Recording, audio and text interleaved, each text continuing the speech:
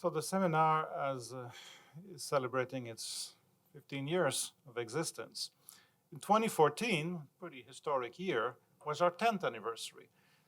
So in 2013, I remember Andrew, who, as I said, is always showing up, came up to me and said, next year we need to do something a little flashier, a little bigger. We didn't know that there would be Maidan and everything. Right? So he increased the budget so that we would go bigger. But then Maidan happened, and then Crimea, and then Donbass, and I kept going back to Andrew. It's going to be bigger and bigger and bigger because it is just a historic year, for good or for worse, in Ukraine. So we had a huge seminar in 2014, and we invited even international journalists. That's the next slide. We had like 30 or 35 presenters. We did panels, and we kind of broke with the mold because everything was in process, ongoing. We tried to cover everything. We moved to this facility. We decided on the seminar went to a different level. Everything now is videotape. We have social media, and the budget increased. And Andrew was kind enough never to look back, so the budget kept its, didn't go down, which meant that it gave us actually more resources, particularly to invite people from Europe. We had to discriminate a bit earlier, and we don't anymore. We just go with whatever we think would be the best program.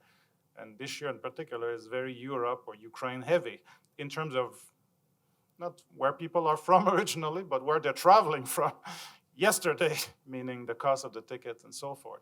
So the seminar went to a different level from 2014. And we also decided to experiment with portions of the program, and in particular by introducing book panels. We just had one today. We'll have two tomorrow. And the first one will be pretty, how should I put it? Well, Anne Applebaum will be here to talk about her books. So we have a special guest, a very special guest. So we started to introduce book panels in 2015.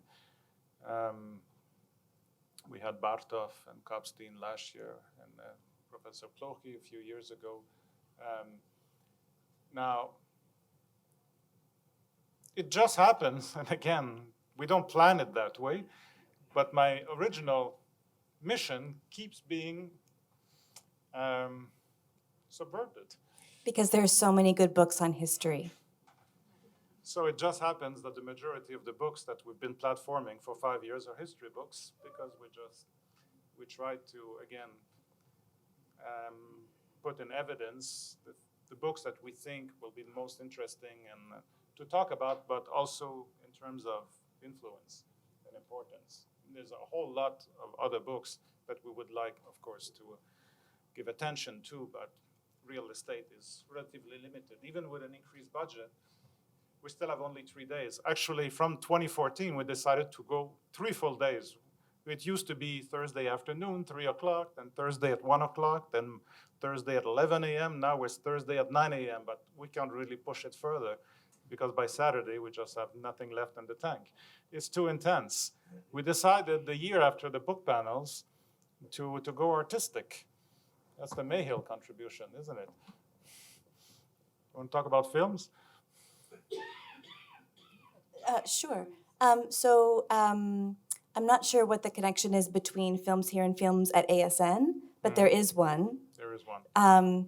But I think partially to give ourselves a break, we started doing films. And so we would show a film and then have a discussion with the director of the film. And we showed Le Choix d'Oleg, yeah? Alex's Choice, yeah. Yeah, Alex's Choice. Yelena Voloshin. Yeah. DIY Country. Anthony Butts. We showed Askold Kurko, Yeah, the film on on Oleg Sentsov, the trial. who just got released a few months ago. Yeah, from and we imprisonment. showed Alyssa Kovalenko's film, Alice in Warland. 2 movies, Two actually. Two movies, yeah. Home games, yeah. And Home Games last year. And maybe just to add, because of course there is a connection with film screening at ISN, and the fact that Dominic is fond of documentaries and all those if you need some news and updates on what's going on in the field, so go to talk to him. But all those people, actually many of them, they are also actors as journalists, so they have been in Donbass and have been covering actually events, and then they, as filmmakers, also they produced a film.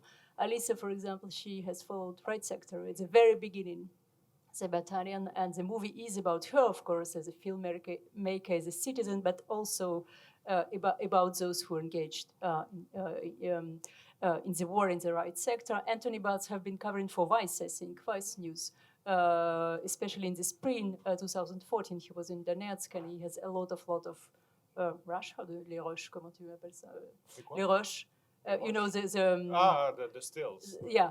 So a lot of materials, and he just made a movie, but he has a lot also about what was going on. Raw footage. The yeah, Russia's yeah, raw raw. footage. Yeah. Russia's. Yeah. Russia's. Okay. Thank you. And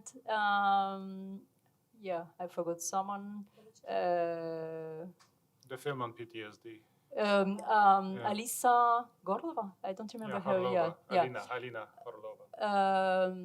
No obvious signs. It's about women combatant and and post-traumatic syndrome. Yeah. And I think the discussions actually after the films are sometimes some of the most interesting discussions. And I think it's shown me, at least, the ways that we can have an academic discussion, but sometimes a film can bring out some debates and comments and ideas that actually an academic paper can't, right? And so there are ways that some of our discussions about the films have been really effective in sort of advancing, I think, our own conversations. They bring out emotions. They don't do. They bring out emotions. Emotions rule the world. Actually, this coincided with, you could say, the golden age of documentary about Ukraine by Ukrainians or by non-Ukrainians about Ukraine. Unfortunately, fortunately for Professor Magoshi, inspired or triggered by terrible events such as the war, well, Maidan and then the war. Most of these documentary touch on actually the war or consequences of the war. So documentary filmmaking in Ukraine has been on the rise in terms of its profile in international film festivals, or from non-Ukrainian filmmakers about Ukrainian topics. We don't have films this year, not because the well is completely dry, no, because we were aiming very high, too high, and didn't happen. Maybe it will happen next year, so I'll leave it at that.